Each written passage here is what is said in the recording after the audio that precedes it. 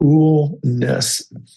We'll record because we're just diving right into it. I love it when we just like have these where we just like bam, bam, bam. Sometimes we think too much about these things. We should just like turn the brain off and go forward because it is Friday. So once again, it is challenge time. But first, we're going to talk about the conversations we had this week. But first, go back and listen to those if you haven't. Go back and watch them if you haven't, because those are really good. Actually, definitely watch these. We had a really good. Sometimes we get something like really quick, and it's just like a good nugget or a good little bonus material or something like that. This is one of those that we just like the conversation really just continued. We literally ran out of time. We could have talked to them for quite a bit more, and I will just say that I've had John. I've talked to him once extra time, and then he was like, we should probably have a conversation with Piyush as well. And then the two of them and I have had, I think it's like 3 or 4 other conversations. We are on a regular conversational basis because it's always seeing the same things, finding the same stuff, complaining about some of the same things, but also finding some of the same solutions, and like finding solutions to these recurring problems and realizing it's not just our customer, it's not just us. These are the things that are out there. So this was a great one, and I have totally, gotten ahead of the game, I guess, at this point. So first, pre-first, post-first, I don't know where we're at in all these. Anyways, you need to give up on first. Myself. I know. I think like now we're on second. Who's on first? Who's on second? All of that. A great skit that goes way, way back. I am Rob Broadhead. I'm not first, second, third, or any of those. I'm just founder of Building Better Developers, Developreneur, the podcast, the YouTube, the marketing, the merch, all of that kind of stuff. Yes, one of the founders. Also the founder of RB Consulting, where this is a lot right here, where we help you avoid expensive technology mistakes before they happen. We help you get clarity. We help you reduce your organizational drag. We help you look at it. What is the system you're solving? Let's make sure you're actually solving the right problem. Help you with the right language, help you with the clarity so that you understand where you're going. So you've got metrics, you've got measurements, and all these things we're actually going to talk about a little bit more in this Friday challenge. And you can go back and review it if you didn't get it earlier this week. Good thing and bad thing. Good thing is I'm gonna throw AI under the bus a little bit this time around. Bad thing is that AI slop is everywhere. It's frustrating now. There's so many things that I feel like I don't trust because I'm just like, I wonder if that's AI. But I'm going to flip it to the good side. It is really forcing me, helping me to do all the things that I knew I should have done anyways. Like I just had a call right before this with a customer, and we spent most of our time talking about AI generated documents that is their AI, their LLMs and my LLMs, and them going through all of their stuff and all of our context and all that kind of stuff and getting all that stuff straight. But it's very critical to get that stuff done. And it's stuff that in the past, I even said, I was like, yes, this is stuff that normally we do. Theoretically, this is how we do software.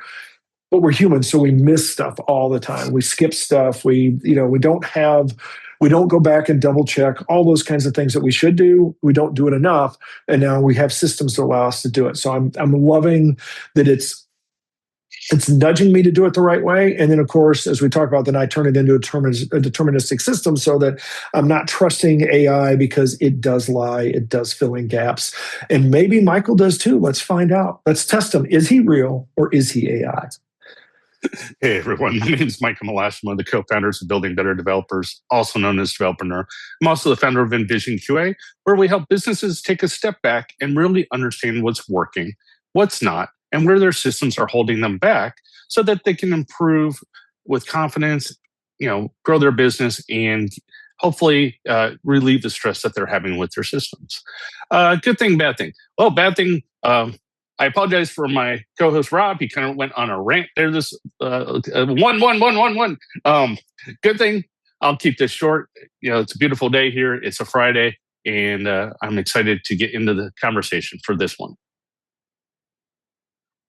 Everybody is appreciating you right now, I am sure, because sometimes I get a little bit like I go off a little bit, like you guys would know. So this week we did not. We really had a conversation with the guys at Fusion Hive, and what they do is, if you haven't gone to their site, is they help companies implement AI systems of varying sorts, and they've got a really good background doing it because they've lived in the migration integration space, which I have as well, which is why I'm very simpatico with them. And this very much is that these are the issues that have plagued AI already, are the ones that actually lived in the integration migration space for years, because you end up you bump into the same problems. You can get a silo in a business to work well, but as soon as you get to the handoff, then it gets murky, because it's like, when you're in the silo, you know who's at the top of the silo, you know who owns it. And a lot of times you know how to escalate it up to the top. Once you do a handoff, now you don't have somebody sitting over it necessarily. You don't know who owns it. You don't know how to escalate it. And you don't even know who gets to make the decisions. And this is the problem. Vagaries, any kind of wishy-washiness, any kind of murkiness in a system, bam, AI is going to shine a light on those cracks, and you're going to end up in trouble. And that's where this conversation is really, I thought, a great one, and very timely, because we talked about things that are happening, realities, the kinds of things that you hit when you start trying to build your system. It's great when you say, I am going to vibe code something this week. I'm going to vibe code a CRM this weekend. And that's great. And Monday, you've got a great demo because you vibe coded a happy path. But as soon as you get to Tuesday and you try to actually use that, it's going to break. And I tell you that I live this on an almost daily basis, because I fight with the system that I'm building, that I knew where I wanted to go, and I know what I need to do, but now it's constantly like slapping my hand and saying, you didn't get that done, or you didn't do that right. Or, I'm looking at it saying, oh, wait, this is not actually how I want this to go. And it's fun, because I've been telling people for years, I've been helping businesses walk through it. It's a little different when you do it yourself, because now you're like, oh, I got to do it myself. I forget that there are things, because we have the blind spots. We have all of these issues that we are human. And if you ever if you question that, if you think, no, I know everything, I totally understand reality and I'm grounded in it, go Google or ask AI about common human misperceptions or blind spots or weaknesses, and you're going to get so many things, all of these different things that we do all the time. All of us do it. We all have them. And those are the things that, these systems, these deterministic systems that we are building, when we get away from AI and actually systematize it, those are the things that are actually going to protect us. They are our guardrails, where we know that if I put in A, B, and C, and it gets D, E, and F on the other end, it is going to do that every single time. That is the system that we want to get to. AI doesn't give us that. And that's a lot of what this discussion was about, is like, how do we make the best use of the looseness of AI, but still then be able to take that and eventually tie that down to a system that cannot be loose, cannot guess, cannot fill in blanks that are not, that are blanks. It has to actually tell us that those are broken, which is where the mismatch of AI so often comes. And so I'll step off of that. And I think that should be plenty of opportunity and content for you to take off wherever you want to go from there. Yeah, so I love the conversation with these guys. And you're right, the deterministic systems, AI is not there. And I think a lot of, in a sense, it's not all AI's fault. As you said, as humans, we're flawed. We try to do things sometimes that, we're going too far, too fast, or we're not thinking about things the right way. So those people that are coming in on a Friday, vibe coding a solution, they're vibe coding it from one direct, like top down, not bottom up. So you're building a top down approach, great, but you don't have the infrastructure behind it to support it, maintain it, and get the repeated solutions or repeated processes every time. Now, if you know more about software and you're a little more understanding of how software gets built, and you go through it from the bottom up approach, you end up with a more solid solution. Yes, AI can hallucinate more, or can still hallucinate, but I find going that direction gives me better solutions than just going top down, which most people do with vibe coding, right? Because they go, hey, I have this problem, build me the solution. And they don't give it the guardrails. They don't give it um, the guide or the governance and guidance to build the system in a way that can be repetitive, that information in, you get the same information out. We, which was funny because we talked a lot about that, right? A lot about the garbage in, garbage out. If a user puts in garbage or tells AI garbage, it's going to get a garbage response. It's going to build garbage. So it still comes back to the human. The person at the keyboard needs to understand what it is that they want, and they need to have some information or understanding of how it is that they want to build it, not just give me a solution, build me a car, because, I can give you Hot Wheels, but it's not going to give you a car that you can drive. You got to kind of fill in the blanks. You got to give it more information. You got to actually give it the requirements, the specs, all that information. Unfortunately, most people that buy code don't know that. They just know they have an idea. They could be business people. This isn't a ding on them. It's just they're not software developers. They don't know how software gets built. They don't know how to build it or how this infrastructure works. AI shortcuts that, but it shortcuts it in a way that I think is getting people in a lot of trouble, because AI will do what it's told. It's not going to think for you. Now, if you build these systems that will be more deterministic and understand that, I want a CRM. Okay, this is what goes into a CRM. Let's build the CRM and then put what the user wants on top of that. That's one thing. But what we're getting right now is just, in the most part, is vibe coding slop. And in some cases, you do get a win, but it's very few in between. Well, and I think I'm really sort of frustrated with the whole hallucination phrase, because it really isn't. AI is not hallucinating. It is doing what it's allowed to do. And that's the thing, is just like you've got to realize that if you don't tell it no, then it can do that. And if you don't give it guidelines, it can do whatever it wants. It can go outside the guidelines, and it sometimes will be smarter than you and find ways around it, like the ones that have escaped and done those kinds of things. It's because nobody told them, no, you don't do that. Nobody said, what is Isaac Asimov's just like, nobody gave them the three core tenets there. And so there's these are not ethical, moral beings. It is logic, and the logic is going to go wherever the logic is allowed to go. And that's where I think that's the challenge, is when you say, I want a CRM, somebody has to, like, okay, I'll build you a CRM, but it may be a crash-resistant Matchbox car. I don't know. I mean, I could find something else, and there has to be context. And we lose conversations all the time. We constantly will say, wait a minute, can you repeat that? Or wait, what are you talking about? Because we hallucinate, we get lost in a context, and if we're feeding, especially because I see so many people, people will prompt, custom their, define their prompt, and they'll do all of this prompt matching and stuff like that. And really, it's not about saying the magic words. It's about actually just walking through all of the details of the problem you need to solve. And that's why, people they'll vibe code and say, well, I want to build this. Okay. And usually what they're doing is they're going to start with something and say, well, do this for me, build this screen or build this feature or do this thing. And it'll go build it. And the whole key is then you get into a rapid, it's basically rapid application development, where you're going through and you're saying, okay, well, that doesn't work right. So move this, change that, add this feature. Okay, now this doesn't, I need you to go get this here. Can you do this for me? Those kinds of things.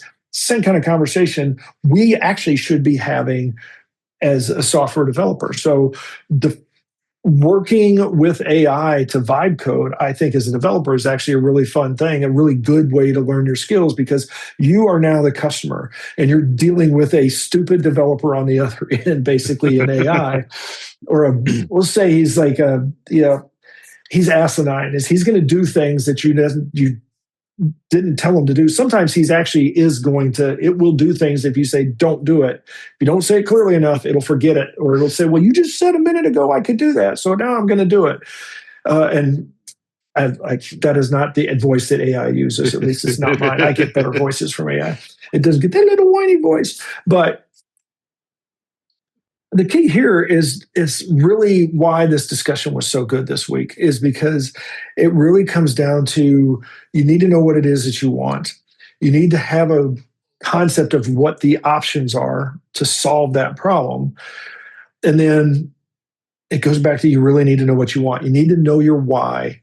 And you need to understand not only why, but you need to understand especially the why not. It's just like when you're building a company and you're trying to find your ideal customer, it's just as important to know what your non-customers are. If you want to go for a job and apply for a job, it's just as important to understand what jobs you don't want. Because if you don't know that, if you're going to be a developer and you haven't specifically said, well, I don't want a job as a fry cook, then there could be a fry cook application that comes across where you're like, okay, I guess I got to do that. And if it was AI, if it doesn't know that, it'll go fire up the fry cook thing because it happens to be in the right location, or they pay really well, or something like that. So I'm going to toss this back because there's so many places we can go with this. I'll breathe and let you talk. Yeah. So as you had started in that your last comment there, it's really funny because I've seen images online that I think really sum it up. Like the robot, like the human paints the fence, right? They paint two posts and then they paint half, and then they hand it to AI, and AI repeats. It does what it's told. And you have to understand that these systems are trained. We don't know exactly how they're trained. People using them, they're getting training from the people that are using them now.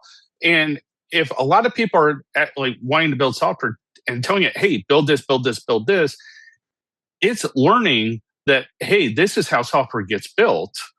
And I've seen worse hallucinations with that. Like if you start out with that, every prompt after that to build like an application or an idea, it takes from the previous conversation. So if you start out very high, very top down, the next conversation you have with it may be the exact same.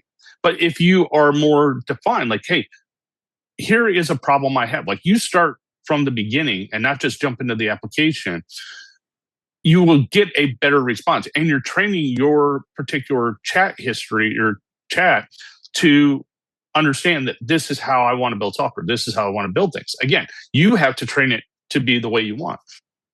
The other thing that was interesting that you mentioned is the hallucination. You lose track of your conversation with your AI because you've gone in multiple different directions. I ran into that a long time ago. Real quick kind of hack to help fix that.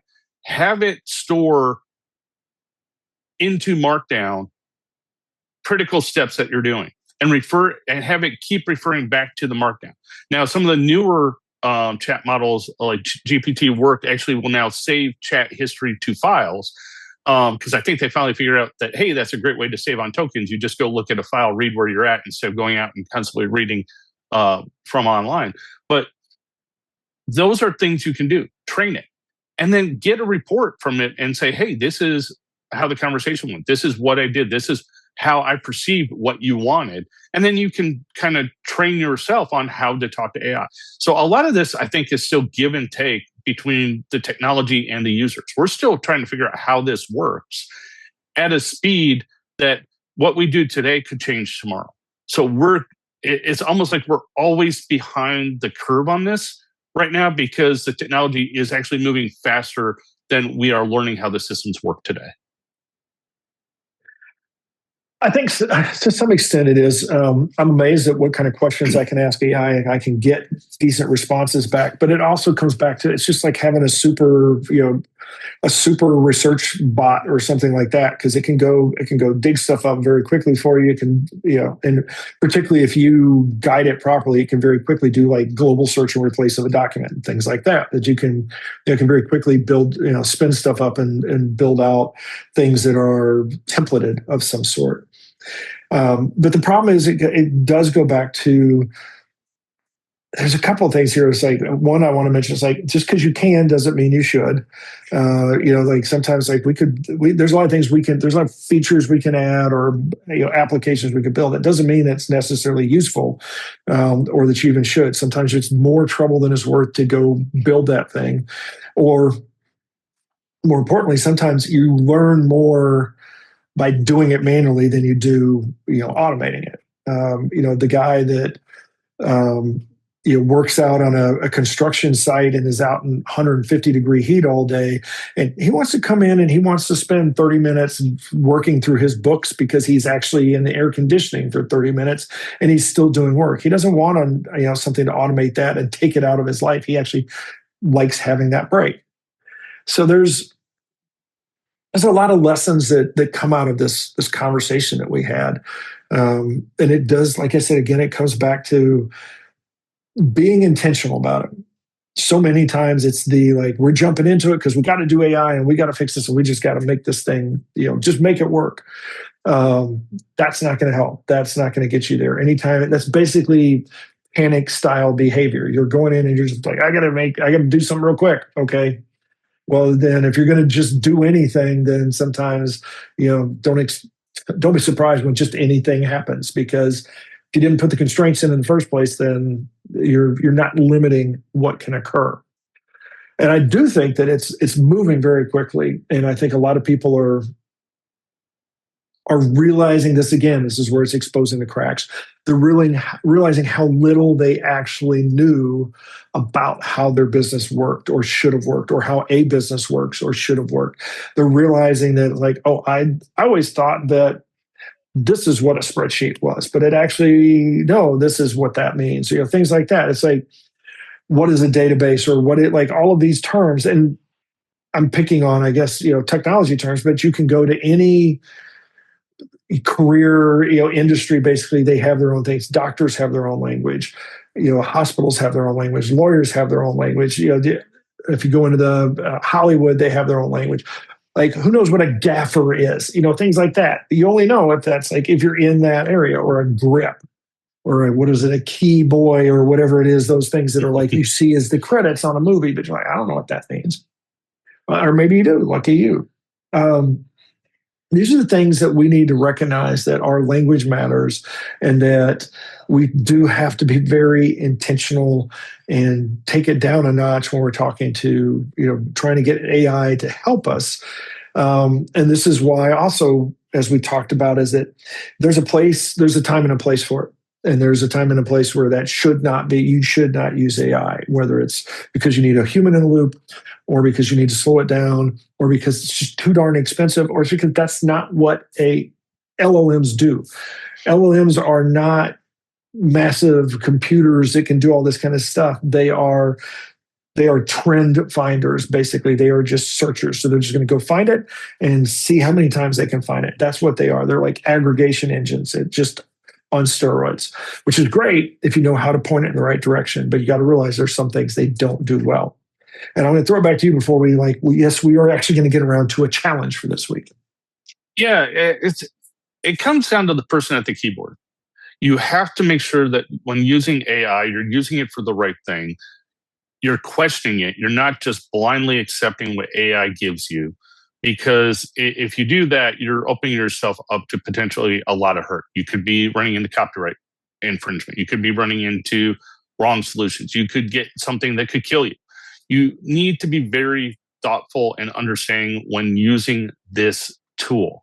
It is a tool. It is not all-knowing, and it makes a lot of mistakes. So as we build software, as we integrate this more into our livelihoods, be careful with how you use it. It's not Alexa. It is Alexa with a knowledge base that could kill you. It's like, oh, hey, what's this mushroom? Can I eat it? Oh, sure. No, it's poisonous. Always double check, fact check. I think that's one thing that AI may be the worst thing that could happen to people. A lot of people are not fact checking anymore. They're just taking blindly what AI tells them and run with it. And that might be fine in some cases, but be basically buyer beware. Do not just use AI blindly. most of the data that LLMs were trained on comes off the internet. So we know that you don't trust the internet. So just don't trust that. If you don't trust the original source data, don't trust it when it comes out at high speed. I want to, is an interesting challenge for the week I've been thinking about. As AI likes to say, I was surprised when I came up with this idea or something like that. It's always like it's got to humanize stuff. I think this varies a little bit from what we discussed in our calls, but I think this is a good place for us to go to become better developers. Take a business idea. It may be something you're already working on, maybe your side hustle, or could be the company you work for, or something like that. It may be a product that you've thought about. And have a conversation with AI about the product. Walk through it. Don't code. Don't say, build me an app. Say, I want to solve this problem. And then what I want you to do is walk through that, say, build me a plan to build a solution to this problem, or it could be to build an app. It's I want to build an app to store all of my sales information, a CRM, and start with that. And what I want you to do is walk through it and have it build you a step-by-step plan. And then walk through that plan step by step. Because I think what you're going to find very quickly, and you could do this within minutes, basically, just going through the first few steps. What you're going to find is that there is a lot of stuff that occurs before you write code, before you build the solution, before you even start to build the solution. There's a lot of pre-work that goes into it. And what it's going to do is, if you do it right, if you work with it, it's going to help you learn how to design, learn what kind of decisions matter. And so I think this is something that will definitely help you become a better, not just a better developer, but actually a better AI developer as well, because you're going to start learning the kinds of questions you need to ask and the kind of assumptions it makes. Thoughts on that? Yeah, I like that one, because not just a better developer, but a better problem solver. Because you need to understand the problem. You need to be able to dissect the problem. And then you can go track down the right solutions for the problem. If you take a problem at face value and you just say, oh yeah, I know what this is, without getting down into the details, you could go down a rabbit hole that is completely unrelated to the problem.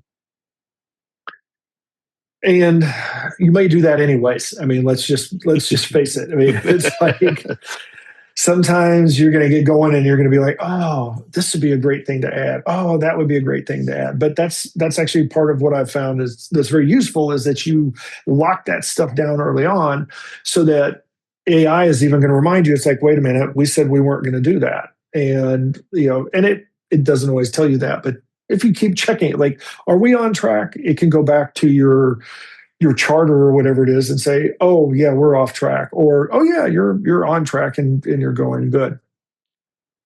I just want to say we probably have gotten off track because we don't go back. There are no guardrails on Friday, so just deal with it. We're just we may hallucinate. Too bad, because it's basically the weekend. Want to say so much. I appreciate you guys, the time you spend with us, hanging out with us. Like I said, I did tease this. Keep an eye out. We're going to make we're going to make some changes, add a few things, working on some ideas to try to just get some more stuff in front of you guys and make it helpful for you, helpful for us, to get some feedback and just make sure that we're doing the things that make the most sense to help you become better developers, and that we're serving you and your needs. Right now, let's serve our need to have a weekend. So as always, go out there and have yourself a great day, a great weekend, and we will talk to you next week.